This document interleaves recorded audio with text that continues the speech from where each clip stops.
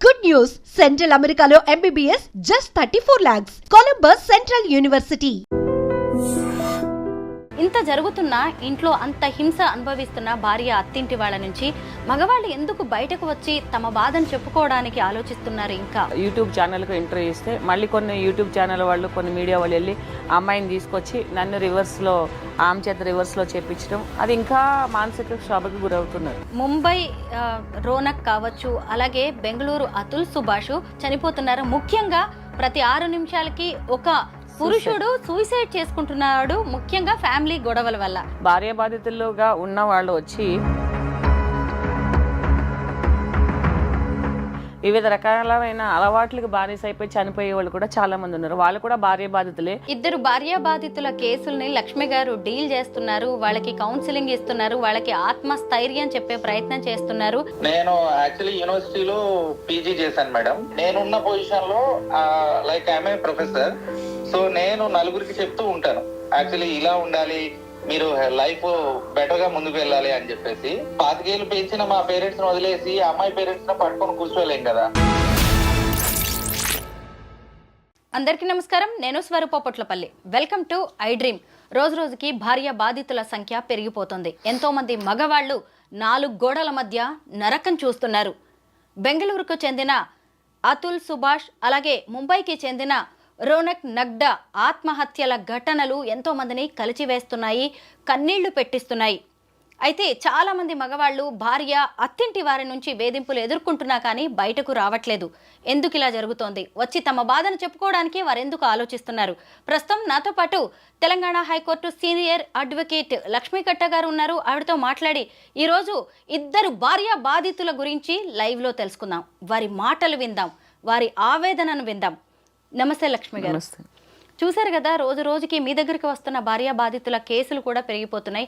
ఇంత జరుగుతున్నా ఇంట్లో అంత హింస అనుభవిస్తున్న భార్య అత్తింటి వాళ్ళ నుంచి మగవాళ్ళు ఎందుకు బయటకు వచ్చి తమ బాధను చెప్పుకోవడానికి ఆలోచిస్తున్నారు? ఇంకా అంటే చెప్పుకోవడానికి సిద్ధంగా ఉన్నప్పటికీ కూడా వాళ్ళు వచ్చి ఒక మీడియా ఛానల్కో లేకపోతే ఒక యూట్యూబ్ ఛానల్కో ఎంట్రీ ఇస్తే మళ్ళీ కొన్ని యూట్యూబ్ ఛానల్ వాళ్ళు కొన్ని మీడియా వాళ్ళు వెళ్ళి ఆ అమ్మాయిని తీసుకొచ్చి నన్ను రివర్స్లో ఆమె చేత రివర్స్లో చేపించడం, అది ఇంకా మానసిక క్షోభకి గురవుతున్నారు.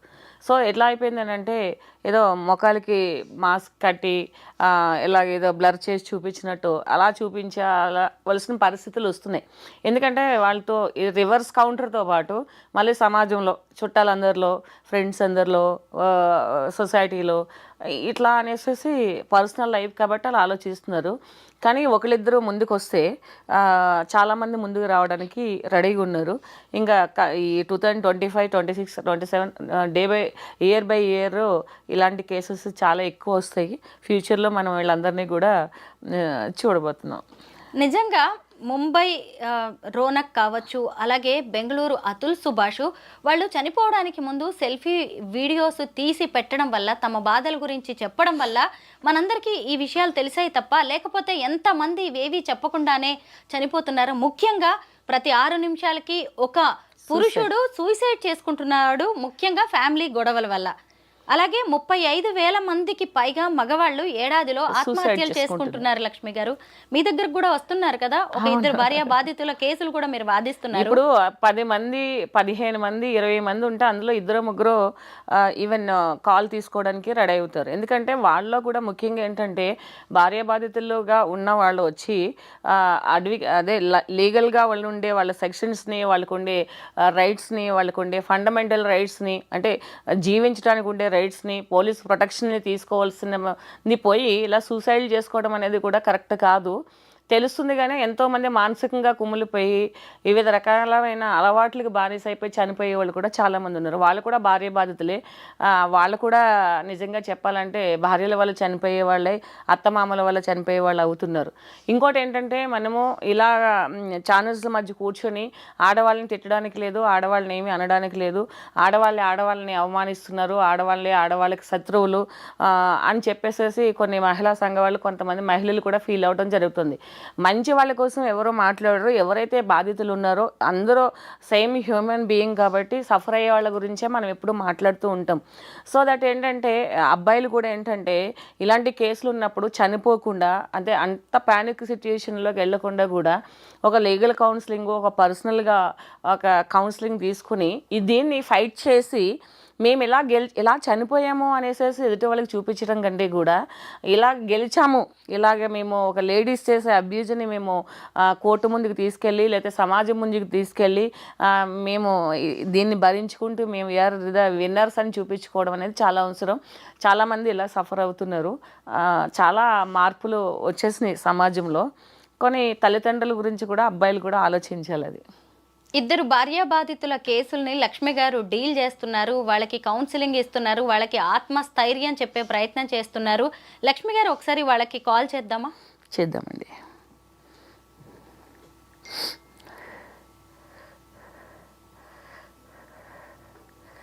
ఎందుకంటే నేను కౌన్సిలింగ్ చేసి వీళ్ళని ఒప్పించడం జరిగింది.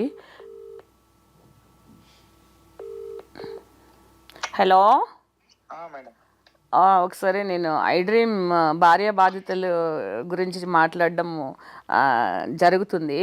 అసలు మీరు సూసైడ్ వరకు వెళ్ళడం జరిగింది కదా, అసలు ఎందుకు అలా వెళ్ళారు? భార్య నుంచి మీరు వాళ్ళ ఇన్లాస్ నుంచి మీరు నేమ్స్ చెప్పుకోకుండా ఎంత సఫర్ అవుతున్నారు? మీ క్వాలిఫికేషన్ ఏంటి? ఇంత క్వాలిఫికేషన్ పెట్టుకుని కూడా ఈరోజు జాబ్ లేకుండా ఉండడానికి పరిస్థితి ఏంటో ఒకసారి చెప్పండి. నేను యాక్చువల్లీ యూనివర్సిటీలో పీజీ చేశాను మేడం, పోస్ట్ గ్రాడ్యుయేట్. నేను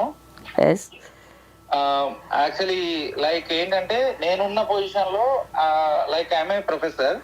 సో నేను నలుగురికి చెప్తూ ఉంటాను యాక్చువల్లీ ఇలా ఉండాలి, మీరు లైఫ్ బెటర్ గా ముందుకు వెళ్ళాలి అని చెప్పేసి.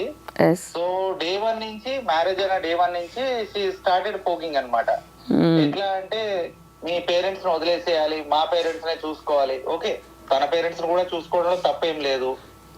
అండ్ 25 ఏళ్ళు పెంచిన మా పేరెంట్స్ ని వదిలేసి అమ్మాయి పేరెంట్స్ ని పట్టుకొని కూర్చోలేం కదా. అండ్ ఈవెన్ ఏంటి అంటే ప్రతి చిన్నదానికి అనుమానం. మేము ఒక గౌరవమైన వృత్తిలో ఉండి మేము పిల్లల పట్ల అసభ్యంగా అయితే ప్రవర్తించాం కదా, మాకు క్లీన్ చిట్ ఉంటుంది. అంటే లైక్ జూనియర్ ప్రొఫెసర్ నుంచి సీనియర్ వరకు ఎదిగానా అంటే, సో ఒక 10 years జర్నీలో ఎంతో మందిని పిల్లలను చూసుంటాను నేను.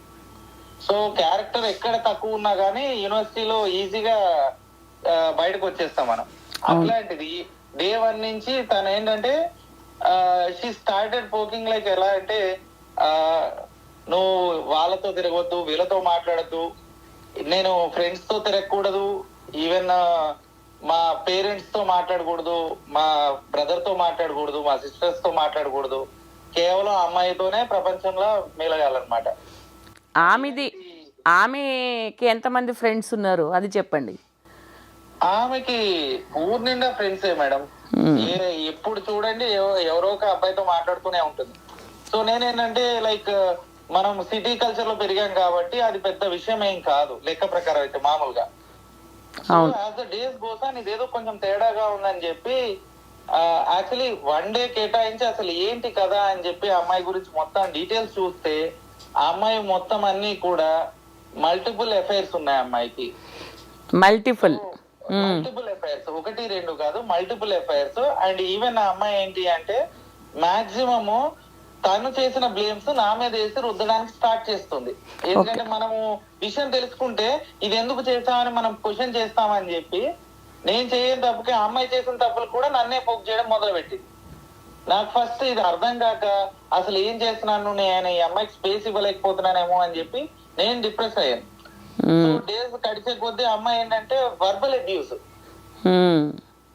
యూజువల్లీ ఏంటంటే మనకి వాక్ స్వాతంత్రం ఉంది కదా అని ఏది పడితే అది వాగేస్తున్నారు. అలాగా ఇష్టం వచ్చినట్టు బూతులు తిట్టేది. అయితే సూసైడ్ అటెంప్ట్ చేసుకుంటాను, 498A కేసు పెట్టేస్తాను, ఇది ఒక అస్త్రం అయిపోయింది అమ్మాయిలకి. నిజంగా they are misusing 498A case. ఏమంటే చాకు తెచ్చుకోవడం, నేను పొడుచుకొని చచ్చిపోతా, మీ పేరెంట్స్ పేరు చెప్పేస్తా, మీ అందరి పేర్లు రాసి నేను సూసైడ్ చేసుకొని చచ్చిపోతా. మీరు ఇల్లు వదిలిపెట్టి వెళ్ళిపోయి సూసైడ్ వరకు రావడానికి ఏంటి అసలు టార్చర్ అంతా? నేను ఎవరితోని మాట్లాడకూడదు మేడం, నాకంటూ ప్రపంచం ఉండకూడదు, నాకంటూ లైఫ్ ఉండకూడదు. ఎలా అయిపోయిందంటే ఇంకా నేను ఒకరితో మాట్లాడాలంటే అమ్మ మా వైఫ్ చూస్తుందేమో, మా సొంత మదర్ తో మాట్లాడాలంటే నాకు భయపడే స్టేజ్ వచ్చింది. నాకు అమ్మతో అక్రమ సంబంధం అంటగడుతుంది, అక్కతో సంబంధం అంటగడుతుంది, ఇంటి దగ్గర ఎవరన్నా పిల్లలతో మాట్లాడితే వాళ్ళతో కూడా మాట్లాడుతూ ఉంటది. అక్రమ సంబంధాలు అంటగట్టడం నాకు ఎలా అయిపోయిందంటే ఒక జిగుత్సాకరమైన పరిస్థితి వచ్చేసింది. ఈ లైఫ్ ఎందుకు ఇలా బతుకుతున్నాను అన్నది వచ్చేసింది. నేను ఎప్పుడు నవ్వుతూ ఉండేవాడిని కాస్త నా లైఫ్ లో నవ్వు అనేది లేకుండా అయిపోయింది అనమాట.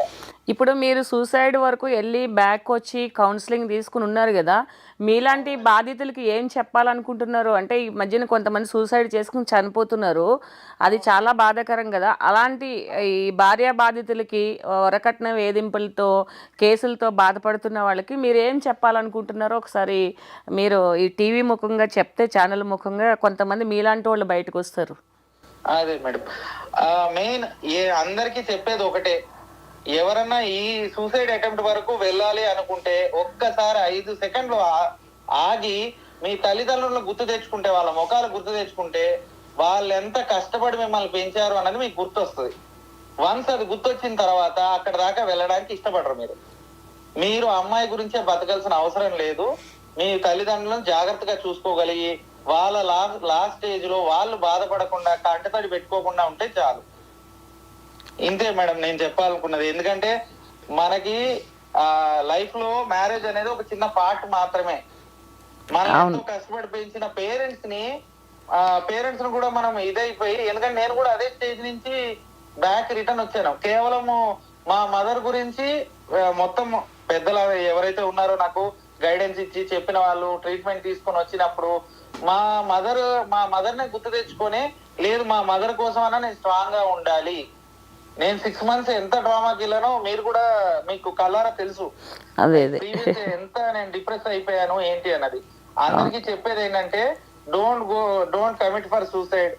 ప్రాణం అనేది చాలా విలువైనది.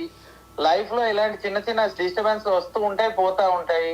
దాని గురించి మనం ఎక్కడా కూడా డౌన్ అవ్వక్కర్లేదు. మన లైఫ్ అనేది ఇంకొకరికి ఎగ్జాంపుల్ అవ్వాలి తప్పితే మనము మనం ఎప్పుడు కూడా నెగిటివ్ గా తీసుకెళ్ళకూడదు. Be positive, always think positive. Okay అండి, థ్యాంక్ యూ. ఏమండి, ఆమె ఏం చదువుకుంది? జాబ్ ఏమన్నా చేస్తారా? ఆ అమ్మాయి MBA గ్రాడ్యుయేట్ అని చెప్పారండి. నాకు కనీసం అమ్మాయి ఆధార్ కార్డు కూడా ఇవ్వలేదు. అమ్మాయి దేవన్ నుంచి చెప్పినవన్నీ కూడా, మాకు మ్యారేజ్ టైంలో చెప్పిన అన్ని కూడా తప్పులే. నోరు తెరిస్తే పచ్చి బూతులు అనమాట. ఇంకా వర్బల్ అబ్యూజ్ ఎంత దారుణంగా ఉంటదంటే అసలు మనము not even we can't able to imagine it. అది ఒక్కసారి విన్నాము అంటే ఇంకా ఎంతటి మనిషికైనా సరే కంప్లీట్ డిప్రెస్ అయిపోవాల్సిందే. సరే, ఈ కేసులన్నీ మీరు గెలిచిన తర్వాత మళ్ళీ ఒకసారి స్టూడియోకి వచ్చి అందరికి ఒక రోల్ మోడల్ గా నేను డైరెక్ట్ గానే స్టూడియోకి వచ్చి మాట్లాడతానండి. అండ్ చాలా మంది ఇలా బయటికి చెప్పుకోలేక చాలా కష్టపడుతున్నారు. వాళ్ళందరికీ ఖచ్చితంగా నేను కౌన్సిల్ చేస్తాను. అండ్ నేను కంపల్సరీ వచ్చి మాట్లాడతాను. మీరు ఆవిడ మీద కేసులు పెట్టారా? ఆవిడ మీ మీద కేసులు పెట్టారా? ఆవిడ నా మీద 12 కేసులు పెట్టింది మేడం మొత్తము. చూసారా, బెంగళూరు అతుల్ సుభాష్ విషయంలో కూడా ఇలాగే కేసుల మీద కేసులు పెట్టేసి ఆడవాళ్ళు. యాక్చువల్లీ అక్కడ ప్రాబ్లం ఏమొచ్చిందంటే మేడం, ఇప్పుడు మ్యారేజ్ చేసుకున్నందుకు నా మీద పెడితే తప్పు లేదు. సరే, ఏదన్నా ఉంటే తప్పు కరెక్టో నేనే ఫేస్ చేస్తాను. మా పేరెంట్స్ ని ఇంకా ఈ సిస్టర్స్ ని వాళ్ళ మీద కేసులు పెట్టేసరికి బావగారులు వాళ్ళతో గొడవలు ఇవన్నీ ఏమైపోతాయంటే ఒక మ్యారేజ్ చేయడం వల్ల ఇంట్లో వాళ్ళందరికీ పెద్ద హెడేక్ అయిపోయి వాళ్ళకి నేను ఫేస్ చూపించలేకపోతున్నాను. దట్స్ వాట్ ఐ స్టార్టింగ్ లో నేను ఫేస్ చేసింది అదే. ఇప్పుడు డివోర్స్ కి అప్లై చేశారా అండి? ఆమె ఇవ్వడానికి రెడీగా ఉందా మరి? ఆ అమ్మాయి డబ్బులు డిమాండ్ చేస్తుందండి. All she needs amount. ఎంత కావాలంట? డబ్బుల కోసమే ఇంత దిగజారాల్సిన అవసరం లేదు కదా. నిజమే. In fact if she needs the amount దేవని చెప్పేస్తే ఆ రోజే ఆ డబ్బులు ఆవిడ ముఖాన్ని కొట్టేసేవాడిని. నాకు ఇంత మెంటల్ టార్చరు, మా పేరెంట్స్ వీళ్ళందరికీ ఇంత టెన్షన్, ఇంత హెడేక్, ఇంత బాధలు ఉండేవి కాదు. మ్యారేజ్ అయ్యి ఎన్ని ఇయర్స్ అయిందండి? ఈ ఫిబ్రవరికి 1 year అవుతుంది మేడం. మ్యారేజ్ అయిన 2 months కి నరకం కనిపించింది నాకు. 1 year కూడా కాలేదు. పోన్లేండి, మీరైతే ధైర్యంగా ఉన్నారు, సూసైడ్ వరకు కూడా వెళ్ళి వెనక్కి వచ్చారు, స్ట్రాంగ్గా నిలబడ్డారు. చాలండి, ఇంకా చాలా లైఫ్ ఉంది. మీరు అన్నది కూడా కరెక్టే. మ్యారేజ్ అనేది జస్ట్ ఒక పార్ట్ మాత్రమే లైఫ్లో. మాత్రమే. ఎస్, థ్యాంక్ ఓకే యూ అండి, అండి. Okay thank you thank you అండి. So much.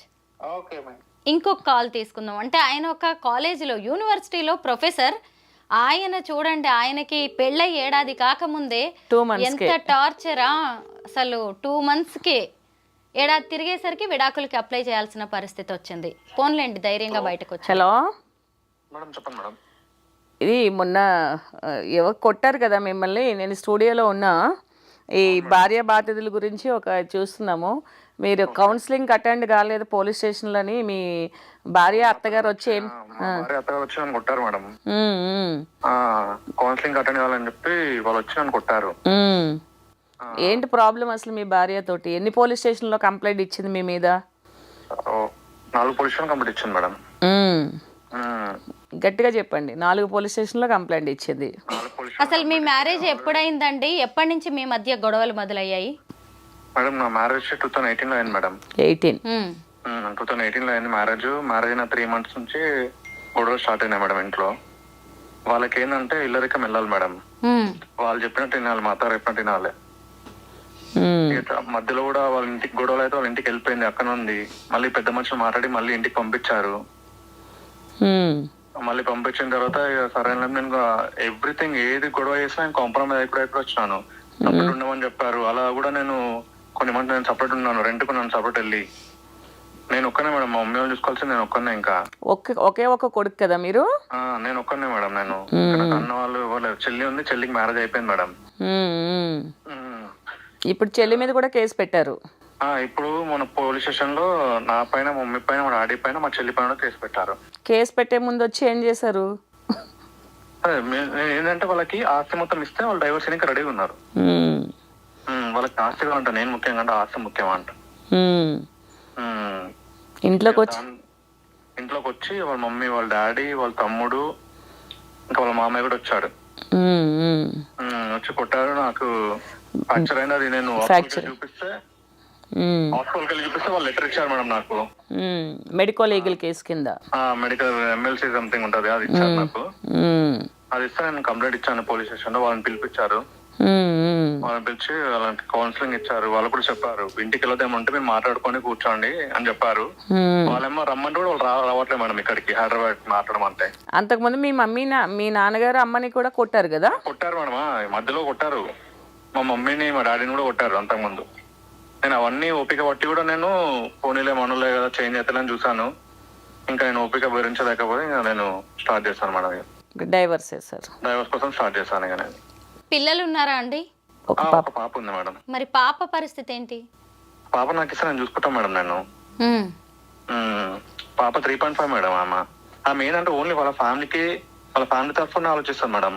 ఇక్కడ మమ్మీ మా డాడీని చూడదు. వీళ్ళు ఊర్లో ఉంటారు మేడం, మమ్మీ డాడీ కూడా.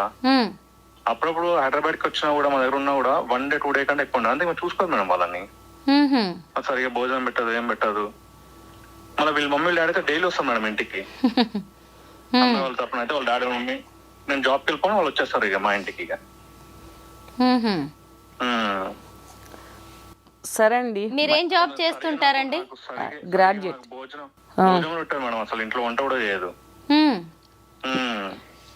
భోజనం కూడా పెట్టదు. భోజనం కూడా అసలు వంట ఏది ఏం లేదు. నేను మార్నింగ్ పేపర్ వేస్తాను, మిల్క్ వేస్తాను మేడం. నేను జాబ్కి వెళ్ళి వస్తాను. నేను గ్రాడ్యుయేట్. మళ్ళీ పాలు వేసి ఇంటింటికి, మళ్ళీ పేపర్ వేసి బీకామ్ కంప్యూటర్స్, మళ్ళీ జాబ్కి 9 o'clockకి. ఫ్యామిలీ కోసమే కదా అంత సంపాదించేది. మళ్ళీ వీళ్ళు ముగ్గురు మధ్యన ఎవరు కూడా ఉండరు. పేరెంట్స్ కూడా ఊర్లోనే ఉంటారు. ఇప్పుడు ఆమె ఓకేనా అండి డివోర్స్ ఇవ్వడానికి? ఆస్తి అంత ఇస్తే, ఆస్తి ఇస్తే ఈయనకి రెడీగా ఉన్నారు మేడం వాళ్ళు. వాళ్ళకి ఆస్తి కావాలి. వాళ్ళ మమ్మీ డైరెక్ట్ నాతో అన్నారు, నేను నిన్ను చూసి చేసుకోలేదు, నీకున్న ఆస్తిని చూసే చేసుకున్నాను అన్నారు. మరి ఇప్పుడు ఏంటండి, ఇంకా డివోర్స్ తీసుకొని ఇక ఆమె నుంచి వేరుపడి ఇక కొత్త జీవితాన్ని ప్రారంభిద్దాం అనుకుంటున్నారా? మేడం కొత్త జీవితం అది కాదు మేడం. నేను ఎందుకంటే చూసుకోవాల్సిన మమ్మీ డాడీ 50 years ప్లస్ ఉంటారు మేడం. వాళ్ళని చూసుకోవాల్సింది నేనే కదా మేడం. నిజమే. ఈ శైలి అంటే కారణం వాళ్ళ వల్లనే కదా నేను ఉన్నా. అంటే వాళ్ళని దూరం పెట్టి నేను ఎట్లా ఉంటాను మేడం? నిజమే. ఈమె మంచిగా ఉన్నప్పుడే చూడట్లేదు. అది వాళ్ళ ఏజ్ అయిపోయినాక ఎవరు చూస్తారు మేడం వాళ్ళని? అది కరెక్టేనండి. మీరు ఇప్పటికైనా మంచి నిర్ణయం తీసుకున్నారు. Okay madam. స్ట్రాంగ్ వీళ్ళంతా ఏంటంటే వచ్చి స్ట్రాంగ్ అయ్యి కౌన్సిలింగ్ తీసుకుని నా దగ్గర కౌన్సిలింగ్ కూడా తీసుకుని వీళ్ళు కొంచెం మూవ్ అయ్యి ముందుకి అంతా పోలీస్ కేసు అంటే భయపడే అబ్బాయి పోలీసులు కాల్ చేస్తే సరే చూద్దాంలే, చాలా పోలీసులు కాల్ చేస్తే మేడమే సపోర్ట్ చేస్తారు మేడం నాకు. అవును, 4-5 పోలీస్ స్టేషన్లో కంప్లైంట్ ఇస్తే మనిషి ఒక ప్యానిక్ ఎలా అయిపోతారు అసలు పోలీస్ నుంచి కాల్ వస్తే. ఒక ఏమని కంప్లైంట్ ఇచ్చింది ఇంతకీ మీ మీద? ఆమె చేస్తున్న అలిగేషన్స్ ఏంటి? అలిగేషన్ అంటే నాకు వేరే వాళ్ళతో సంబంధం ఉంది, నేను వేరే వాళ్ళతో తిరుగుతున్నా, ఇది మేడం.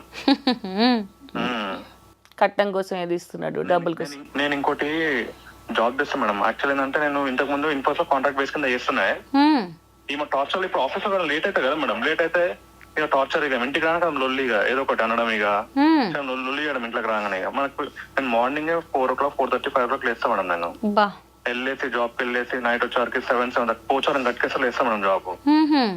అది రిజైన్, అది ఈమె టార్చర్ లో రిజైన్ చేసాను మేడం. నేను జనవరిలో రిజైన్ చేస్తాను, లాస్ట్ ఇయర్ జనవరి. ఓకే. దాని తర్వాత ఇక ఖాళీ ఉండడం ఎందుకని చెప్పి ఇక ఒక పార్ట్ టైం జాబ్ దొరికింది మేడం ఇంటి దగ్గరనే. ఈవినింగ్ 4 to 8 చిన్నపిల్లలది గేమ్ జోన్ ఉంటుంది మేడం, పిల్లలు ఆడుకునేది. అయితే అక్కడ నేను ఈవినింగ్ 4 మార్నింగ్ పేపర్ వేసి పాలేసేసి ఇక ఇంట్లో ఉండేసి సాయంత్రం వెళ్తుండే అక్కడికి. నేను వెళ్ళేసి అక్కడ జాబ్ చేస్తుండే. అది నేను పెట్టుకున్నా, బిజినెస్ నేను పెట్టుకుని వేరే వాళ్ళని వర్కర్ గా నేను పెట్టుకున్నా అంట. ఇలా అలిగేషన్స్ మొత్తం ఇక్కడ మా ఏరియాలో ఉన్న మొత్తం ఇలా చెప్పడం వాళ్ళందరికి, ఎంక్వైరీ కూడా వేసుకోరు వాళ్ళు. అది నా దగ్గర తెలిసింది వాళ్ళకి. డబ్బు కావాలి, అలిగేషన్ పెట్టాలి ఇక అబ్బాయి పైన. అలా వాళ్ళు ఏం చేస్తారు, వాళ్ళకి తెలిసిన వాళ్ళకి మీ గొడవలు మా పైన రుద్దుతారు అని చెప్పి వాళ్ళని తీసేస్తారు జాబ్ నుంచి వాళ్ళకి. అవును. సరే స్ట్రాంగ్ గా ఉండండి. అదంతా మీలాంటి వాళ్ళు చాలా మంది ఉన్నారు. ఏంటంటే ఇది తెలియాలి ఎంతమంది సఫర్ అవుతున్నారో సొసైటీకి అని కాల్స్ తీసుకోవడం జరిగింది. థ్యాంక్ యూ అమ్మా. భార్యా బాధితులకు రక్షణ కల్పించడానికి మన భారతీయ న్యాయ సంహితలో కూడా చట్టాలు ఉన్నాయి కదా లక్ష్మి గారు. అయితే ఆ చట్టాల గురించి చాలా మందికి అవేర్నెస్ ఉండట్లేదు. ఎందుకంటే ఆడవాళ్ళు భార్యలకి గనక ఏదైనా ఇబ్బంది వచ్చింది అత్తింటి నుంచి అంటే వెంటనే 498 సెక్షన్స్ ఉన్నాయి. అంటే మగవాళ్ళు కూడా భార్య మీద దేంటి డొమెస్టిక్ వైలెన్స్ వేయొచ్చు అన్నారు. ఇప్పటి వరకు మీరు ఇండియాలో అబ్జర్వ్ చేస్తే మేబీ ఒక కేసు కూడా ఉండదు. ఎందుకంటే కోర్టు తొందరగా యాక్సెప్ట్ చేయదు, పోలీసు వాళ్ళు తొందరగా యాక్షన్ తీసుకోరు. ఏ సెక్షన్స్ అయితే 120B అలాంటి సెక్షన్స్ అన్నీ ఉన్నాయి. ఇప్పుడు ఇప్పుడు కొత్తగా వచ్చిన న్యాయ సంహిత యాక్ట్లో కూడా వచ్చినాయి. సో ముందు కూడా ఉన్నాయి. ఏదేనంటే ఇప్పుడు కొట్టింది భార్య, అదే సెక్షన్ భర్తకు కూడా భార్యకు కూడా వర్తిస్తుంది, అది ఇంజురీ అయితే కనుక. సో అలా వెళ్తే నువ్వు భార్య కొట్టిందని వచ్చావా, నీకు సిగ్గులేదా, భార్యను కంట్రోల్ చేసుకోలేదా అంటారు. అంటే సిస్టంలో ఉన్న లోపాలను కూడా ఆడవాళ్ళు అడ్వాంటేజ్గా తీసుకుంటున్నారు. నిజమే. ఇప్పుడు 498A ఒక మహిళ పెట్టింది అనుకోండి, ఒక భార్య పెట్టింది అనుకోండి, ఆమె పెట్టింది తప్పుడు కేసు అని రుజువైతే కూడా ఆమె మీద కూడా యాక్షన్ తీసుకోవచ్చు. తర్వాత ఫైన్ కూడా ఉంది, 15,000 ఫైన్ వేయొచ్చు. ఆమె 498 కనుక ఫాల్స్ కేసు కింద పెడితే కనుక, ఫాల్స్ కనుక ప్రూవ్ అయితే కనుక, ఎవిడెన్స్ కూడా ఏదైనా ఫాల్స్ ఎవిడెన్స్ ఇస్తే కనుక ఆమె కోర్టుకు కూడా సుమోటోకు కూడా కేసు తీసుకుని ఫైన్ వేయొచ్చు. తర్వాత వీళ్ళు అది తెలిసిపోయిన తర్వాత డిఫమేషన్ వేయొచ్చు. తర్వాత ఇలాగా ఇబ్బంది పెట్టింది మమ్మల్ని ఇంత అనేసి కూడా కేసు పెట్టొచ్చు. సో దట్ ఆ ప్రాపర్ ఇన్వెస్టిగేషన్ ఎక్కడైతుంది అంతవరకు జనాలకి ఎంత ఓపిక ఉంటుంది.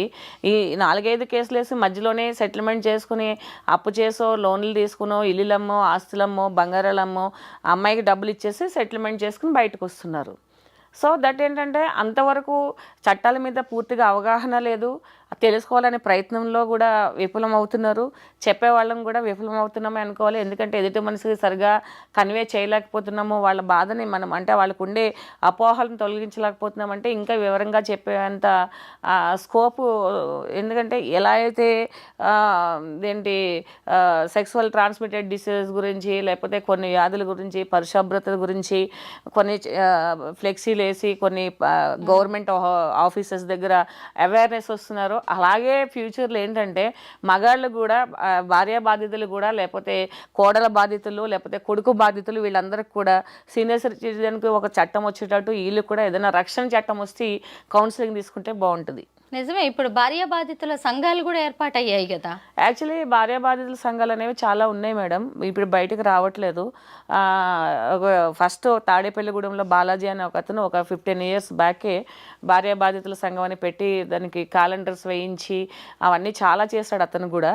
కానీ కాలక్రమేణా అందరూ ఇంకా సోషల్ మీడియా వచ్చిన తర్వాత కొంచెం మరుగున పడింది. ఎవరికి వాళ్ళే భార్య బాధితులే, అంటే ఈ ప్రాబ్లమ్స్ ఫేస్ చేసేవాళ్ళు వాళ్ళు సంఘాల్లోకి రావడానికి సేవ్ ఇండియా అని చెప్పేసి ఒకటి భార్య బాధితుల సంఘం ఉంది. ఇంకా చాలా ఉన్నాయి. అవేంటంటే మీడియాకి వచ్చి బయట ఉంటే అదేదో వాళ్ళు షేమ్ కింద ఫీల్ అయ్యి రావట్లేదు. కానీ సేవ్ ఇండియా అనే దాంట్లో చాలామంది మెంబర్స్ ఉన్నారు, భార్య బాధితుల సంఘాలు ఉన్నాయి.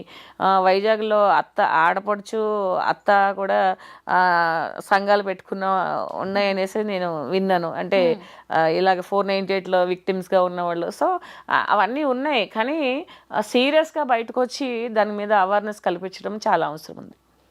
నిజమే, భార్య బాధితులు చుట్టూ చాలా మంది ఉన్నారు. అయితే ఇంకా బయటకు చెప్పుకోలేక, ఏడవలేక, చెప్పుకుంటే పరువు పోతుందని ఇలాగ రకరకాలుగా ఆలోచించి ఆత్మహత్యలు చేసుకోవాల్సిన అవసరమే అయితే లేదు. ఎందుకంటే చట్టాలు ఆడవాళ్ళకి ఎలాగున్నాయో మగవాళ్ళకు కూడా అలాగే ఉన్నాయి. చావు వరకు వెళ్లాల్సిన పరిస్థితులు అయితే ఖచ్చితంగా లేవు. ఇలాంటి లాయర్స్ ఖచ్చితంగా మగవాళ్ళ వెనక నిలబడడానికి కూడా ఉన్నారు. మీ వాదన వినిపించడానికి మేము కూడా ఎప్పుడూ రెడీగా ఉంటాం. Thank you so much Lakshmi గారు. ఎందుకంటే మాకు నిజంగా ఇద్దరు భార్య బాధితులు ఉన్నారు అని మాకు లైవ్లో వాళ్ళ ఆవేదన కూడా వినిపించినందుకు మీకు థ్యాంక్ యూ సో మచ్, ధన్యవాదాలు. అంటే అందరికీ కొంచెం తెలిసి ఇలా బయటకు వచ్చి పానిక్ కాకండి. ఏంటంటే తల్లిదండ్రుల ముఖం చూడాలి, పిల్లలుంటే పిల్లలను కూడా చూడాలి. అలాగే ఏంటంటే సొసైటీలో ఒక రెస్పాన్సిబిలిటీ ఉన్న సిటిజన్ కింద మనం ప్రవర్తించాలి. కానీ ఒక మనిషి మనం టార్చర్ చేస్తుంటే చనిపోవలసినంత చిన్న ప్రపంచంలో, చిన్న జోన్లో మనం లేము. ప్రపంచం చాలా పెద్దది, చాలా మంది మనకి హెల్ప్ చేసేవాళ్ళు ఉంటారు. సో ఇది ఇలా చనిపోవడం అనేది ఎవరికి కరెక్ట్ కాదు. 1 by 1 వాళ్ళు చనిపోయారని మనం చనిపోదాం ఇంకొకరు చనిపోవడం అనేది దేనికి సొల్యూషన్ కాదు. బయటకు రండి, కరెక్ట్ అడ్వైస్ తీసుకోండి, కౌన్సిలింగ్ తీసుకోండి, ఫైట్ చేయండి. అవతల వాళ్ళు తప్పని నిరూపించి మీరు ఒక విన్నర్గా, ఒక రోల్ మోడల్గా ఉండడం అనేది చాలా అవసరం. అబ్బాయిలందరికీ విక్టిమ్స్కి చెప్పేది అది. థ్యాంక్ యూ అండి.